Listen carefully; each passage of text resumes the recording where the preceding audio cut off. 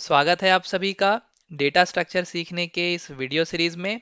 और ये third video है जिसमें हमने पहले ऑलरेडी डिस्कस कर लिया है कि डेटा स्ट्रक्चर क्या है, क्यों पढ़ना चाहिए। और सबसे सिंपलेस्ट डेटा स्ट्रक्चर हम स्टार्ट कर चुके थे, एरे। एरे में दोस्तों हमने बेसिक्स पढ़ लिया था। अब चलते हैं 1D एरे की तरफ और 2D एरे की तरफ। तो दोस्तों इस वीडियो में हम सीखने वाले हैं 1D एरे, 2D एरे, कैसे हम इंडेक्सेस कैलकुलेट करते हैं, क्यों इतना सिंपल है और कैसे स्टोर होता है मेमोरी में। ठीक है। तो दोस्तों सबसे पहले अगर आपने चैनल को सब्सक्राइब नहीं किया है तो चैनल को सब्सक्राइब करें, बेल आइकन दबाएं ताकि आने वाली वीडियोस आपकी नोटिफिकेशन में आती रहें। तो चलिए दोस्तों स्टार्ट करते हैं। और अगर आपने इससे पहले वाले लेक्चर नहीं देखे हैं तो वो देखिए, आपका बेसिक काफ़ी स्ट्रांग होगा। ठीक है। तो चलिए स्टार्ट करते हैं। पहले हम बात करते हैं वन डायमेंशनल एरे के। तो जैसा कि आप स्क्रीन पे देख पा रहे हैं वन डायमेंशनल एरे। तो दोस्तों वन डायमेंशनल एरे में मैंने एग्जांपल लिया है कि सपोज करो एक एरे है जिसका नाम ARR लिया हुआ है मैंने। ठीक है। तो दोस्तों जब भी हम किसी एरे को डिक्लेयर करते हैं, मैं सी लैंग्वेज की बात कर रहा हूँ जनरली लेके, अगर मैंने लिखा है इंट ARR5, तो इसका मतलब क्या है कि कहीं मेमोरी में साइज 5 का, यहाँ पे देखिए, यहाँ पे देखिएगा, यहाँ पे साइज क्या है, 6 है, तो यहाँ पे हमें 6 लेना पड़ेगा। कहीं पे मेमोरी में इंटीजर टाइप के डेटा के 5 एलिमेंट को स्टोर करने के लिए स्पेस चाहिए, मिल जाता है हमें जैसे हम डिक्लेयर करते हैं।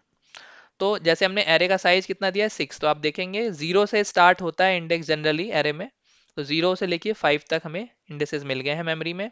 और एलिमेंट भी हमने स्टोर करा दिए हैं। पहले लोकेशन पे 5 स्टोर है, फिर 16, फिर 71, फिर 80, 60, 37। तो दोस्तों मैंने आपको बताया था लास्ट वीडियो में कि जो एरे होता है वो क्या होता है, हमारा कॉन्टिग्यूअस होता है। ठीक है। कॉन्टिग्यूअस मेमोरी लोकेशन पे स्टोर होता है। ठीक है। कॉन्टिग्यूअस मेमोरी लोकेशन पे स्टोर होता है, यानी एक के बाद एलिमेंट स्टोर हुए होते हैं। तो सपोज करो ये जो एरे हमारा ARR है, अगर इसका स्टार्टिंग यानी बेस एड्रेस जो है वो 200 है, तो उसके नेक्स्ट एलिमेंट कौन से होंगे, 202। अब मैंने 202 क्यों लिया है, यहाँ पे मैंने माना है कि जो मेरा इंट है वो 2 बाइट ले रहा है। ठीक है, ये मैंने माना है। जनरली क्या होता है, कुछ कुछ सिस्टम्स में आर्किटेक्चर के ऊपर डिपेंड करता है कि आपके इंटीजर का, फ्लोट का, करेक्टर का साइज क्या होगा। तो यहाँ पे मैं जनरली 2 मान के चल रहा हूँ कि अगर हमें कोई इंटीजर डेटा स्टोर करना है तो मेमोरी लोकेशंस में 2 बाइट लेगा। तो इसलिए पहला जो मेमोरी एड्रेस था वो 200 पे 5 स्टोर है। तो नेक्स्ट कहाँ पे होगा, 202 पे होगा, ना कि 1 पे। ठीक है। उसके नेक्स्ट कहाँ पे होगा, 202 पे। तो ऐसे हमारे कॉन्टिन्यूअस लोकेशंस पे देखिए सारे एलिमेंट स्टोर्ड हैं। तो दोस्तों चलिए देखते हैं कि फॉर्मूला क्या होता है इसका सीखने का, कि कैसे कैलकुलेट करते हैं ए ऑफ आई। तो देखिए ए ऑफ आई निकालना था यहाँ पे, तो उसका फॉर्मूला होता है बेस। बेस क्या होता है, एक्चुअली में जो एरे का नाम है ARR, आप ARR लिखिए या फिर 200 लिखिए, जो मेमोरी एड्रेस है वो सेम ही होता है। बस ARR जो है वो वेरिएबल नहीं है यहाँ पे, वो निमोनिक है जो कि रिप्रेजेंट करता है एड्रेस 200 को। ध्यान दीजिएगा मेरी बातों पे, इसको नोट कर लीजिए। जो यहाँ पे ARR है, ठीक है, ये रिप्रेजेंट करता है मेमोरी एड्रेस, बेस एड्रेस के 200 को। तो आप सी में देखेंगे कि जो निमोनिक टाइप है, ये ऐसा कुछ नहीं है कि वेरिएबल नहीं है जिसमें आप प्लस प्लस माइनस माइनस कर देंगे ARR में। ठीक है। तो जस्ट ये 200 लोकेशन को रिप्रेजेंट करता है एरे का नाम। ठीक है। तो यही बेस प्लस में आपको क्या करना है, देखिए थोड़ा बड़ा कर लेते हैं इसको।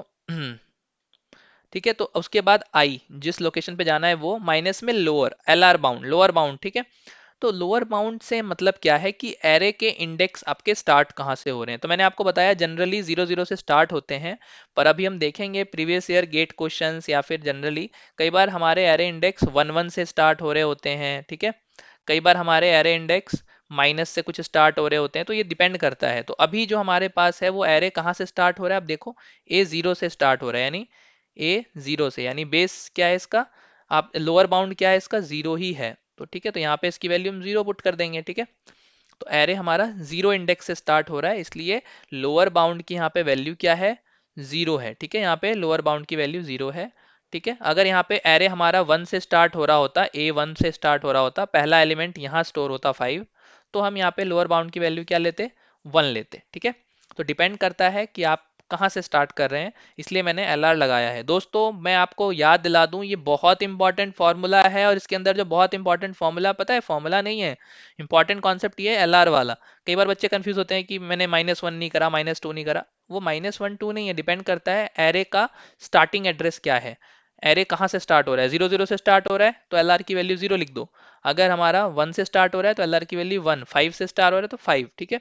ऐसे हो सकता है, ठीक है, डिपेंडिंग ऑन दी सिचुएशन हम करेंगे। और ये W क्या रिप्रेजेंट करता है, W का मतलब क्या है, मैंने कितने बाइट का माना है इंटीजर को यहाँ पे, तो मैंने कितने बाइट का माना है, 2 बाइट्स का माना है, तो इसलिए यहाँ पे W की वैल्यू। चलिए एक एग्जांपल लेते हैं, A4 मुझे कैलकुलेट करना था कि एरे के 4th एलिमेंट कौन सा है, तो ये वाला लोकेशन पे देखना था।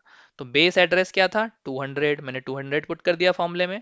आई क्या है मेरा, 4th लोकेशन, 4th, माइनस में LR 0 है, तो LR लोअर बाउंड क्या है, 0 है, 0 इंडेक्स है, तो 0 वैल्यू रखा।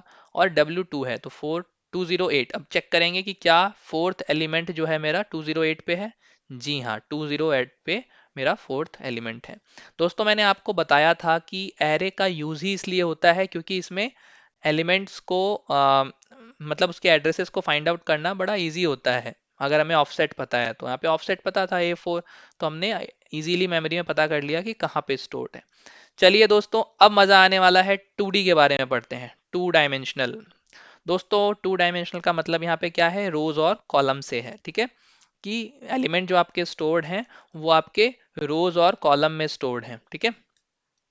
अब आप देखिए रोज और कॉलम में स्टोर्ड हैं, तो मैंने आपको दिखाया एग्जांपल। यहाँ पे भी मैं मान के चल रहा हूँ कि 0 0 से स्टार्ट हो रहा है, तो पहला एलिमेंट आपका क्या है, A(0 0), ठीक है। दूसरा एलिमेंट कहाँ पे स्टोर हो रहा होगा, उस हिसाब से देखिए। तो यहाँ पे 0 0 एलिमेंट है, 0 1 0 2। तो देखिए यहाँ पे हो क्या रहा है, ये एरे जो है वो 3 by 3 का एक एरे है, जिसमें 3 रोज हैं और 3 कॉलम्स हैं। तो यानी रोज भी 3 हैं, कॉलम भी 3 हैं। तो ये जो फर्स्ट होगा ये क्या होगा हमारा, ये 0th रो, यानी 0th रो है, और कॉलम नंबर क्या है, कॉलम नंबर भी 0 है। फिर ये 1 रो है, यानी 1 रो, और ये 1th कॉलम। फिर ये सेकंड रो, और ये सेकंड कॉलम, ठीक है। तो मैं ये मान के चल रहा हूँ। तो इस एड्रेस के हिसाब से अब देखिए क्या हुआ मेमोरी में मैंने बताया। अच्छा दोस्तों ये ध्यान रहे कि जो ये एरे का कॉन्सेप्ट है, रोज और कॉलम, ये सिर्फ एक भ्रम बोल सकते हैं कि हम ह्यूमन अच्छे से इसको समझता है, इसलिए ह्यूमन ने अपने दिमाग में एक वो बना रखा है कि ऐसा कुछ होता है।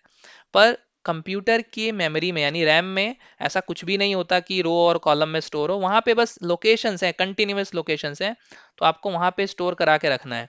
तो वहां पे कैसे स्टोर होता है आइए देखते हैं। वहां पे लोकेशंस कंटिन्यूअस दे रखे हैं, ठीक है, 1 0 2, इसी में आपको स्टोर करना है। तो दो तरीके होते हैं स्टोर करने के लिए 2 डायमेंशनल एरे को, एक होता है हमारा रो मेजर और एक होता है कॉलम मेजर। चलिए देखते हैं रो मेजर में क्या है। हम क्या करते हैं, जो हमारा एरे है उसके रो बाय रो एलिमेंट्स को हम पुट करते हैं कॉन्टिन्यूअस लोकेशन पे। जैसे पहले 0 रो है, सबसे पहले मैंने ये यहाँ पे पुट कर दिया, ठीक है, ध्यान होगा। फिर मैंने दूसरी रो को उठाया और फिर दूसरी रो को यहाँ पे पुट कर दिया। देखो ये फर्स्ट रो है, ये 0 रो है, ये 1 रो है, यहाँ से यहाँ तक। देखो मैं आपको इंडिकेट भी कर देता हूँ, यहाँ से लेके और यहाँ तक 1 रो है, फिर यहाँ पे बैरिकेड है, फिर यहाँ से लेके यहाँ तक 0 रो है, और फिर यहाँ से लेके यहाँ तक ये आपका क्या है, ये आपका है थर्ड रो, ये वाला, ये आपका सॉरी सेकेंड रो, 0 से स्टार्ट हो रहा है। तो अब देखेंगे ये हमारा रो बाय रो अरेंजमेंट होता है। एक रो को लिया, उठा के लिया के यहाँ पे डाल दिया मेमोरी में कॉन्टिन्यूअस लोकेशंस पे, फिर एक रो लिया। तो यहाँ पे क्या हो रहा है, हम एलिमेंट्स को रो बाय रो स्टोर करा रहे हैं, तो इसको क्या बोलते हैं, रो मेजर ऑर्डर। दोस्तों बिल्कुल सारी चीजें सेम है, फॉर्मूले पे ध्यान दीजिए कि इसका फॉर्मूला क्या होगा। तो दोस्तों ये मैंने बताया ए ऑफ आई जे निकालना है अगर आपको, तो आप क्या करेंगे, बेस प्लस में डब्ल्यू, वही चीज है कि कितने बाइट ले रहा है, यहाँ पे भी 2 बाइट ही मैंने एज्यूम किया है, क्योंकि हर लोकेशन में देखिए कितने का गैप है, 1 0 0 से 1 0 2 पे जा रहा है, यानी एक इंटीजर 2 बाइट का मैं यहाँ पे मान के चल रहा हूँ, ठीक है। ये वेरी कर सकता है, कई बार क्वेश्चन में 4 बाइट दिया है तो आप डब्ल्यू की वैल्यू 4 लेंगे, ठीक है। आई आपको पता होना चाहिए। और लोअर बाउंड यहाँ पे क्या है, यहाँ पे 0 0 है, पहला एलिमेंट कहाँ स्टोर हो रहा है, 0 0 पे, यानी लोअर बाउंड जो हमारा आई के लिए है वो भी 0 है, और जे के लिए है वो भी 0 है, ठीक है। तो दोनों ही लोअर बाउंड आई के लिए भी जीरो है और ये भी यहाँ पे जीरो जीरो है, ठीक है। तो ये आई माइनस में आपको मल्टीप्लाई करना है और उसके बाद ये माइनस करना है, और ये एन क्या है, रो मेजर कॉलम में हम सिर्फ रो मेजर जो हमारा है मेथड उसमें सिर्फ हम एन लिखते हैं, यानी अगर ए आपका एम क्रॉस एन मैट्रिक्स है तो आपको एन से मल्टीप्लाई करना है। यहाँ पे हमने 3 by 3 मैट्रिक्स लिया है तो ये 3 वैल्यू यहाँ पे आ जाएगी, ठीक है, ये ध्यान रखना है। चलिए दोस्तों थोड़ा सा इसमें भी देखते हैं कि कॉलम मेजर में क्या है, ठीक है। कॉलम मेजर में सब कुछ सेम ही कॉन्सेप्ट है, हमें सीक्वेंस में ही रखना है, लेकिन इस बार जो है हम कॉलम बाय कॉलम एलिमेंट को उठा के लाएंगे, यानी पहले इस कॉलम को यानी जीरो कॉलम को लेके आएंगे और इसको यहाँ पुट कर दिया, देखो ठीक है, यहाँ से यहाँ तक ये कॉलम नंबर जीरो है, ठीक है। फिर यहाँ से यहाँ तक ये जो है आपका ये क्या है, कॉलम नंबर 1, फिर यहाँ से यहाँ तक कॉलम नंबर 2, ठीक है। तो कॉलम बाय कॉलम आप उठा के ला रहे हैं और एलिमेंट्स को पुट कर रहे हैं मेमोरी एड्रेसेस में, ठीक है। तो इसमें क्या चेंजेस आता है, कैलकुलेशन में सारी चीजें सेम है, मतलब सबके सेम है। अब A of I J is equal to क्या होता है, बेस प्लस में डब्ल्यू। इसमें देखिए ध्यान रखिएगा, वहां पे आई माइनस में लोअर बाउंड था पहले जिससे मल्टीप्लाई होना था, और इसमें जे माइनस में लोअर बाउंड है, और ये ध्यान रखिए यहाँ पे एम है। एरे अगर आपका एम क्रॉस एन साइज का है तो आपको यहाँ पे एम वाली रो लेना है, ठीक है, ध्यान रखिए। और बाकी सब कुछ सेम है, यहाँ पे आई माइनस में एल आर है, वहाँ पे जे में था, तो आप ये फॉर्मूले को लिख सकते हैं। तो दोस्तों 1D और 2D में एड्रेसेस कैसे कैलकुलेट करते हैं ये मैंने आपको आज सिखाया। हमने 1D सीखा पहले, फिर 2D में रो मेजर और कॉलम मेजर। इससे बहुत बार क्वेश्चन गेट में नॉर्मल इंटरव्यूज के एग्जाम में आता रहता है क्वेश्चन, लेकिन इससे और टफ वाले भी करेंगे, हम 3D भी देखेंगे नेक्स्ट वीडियो में।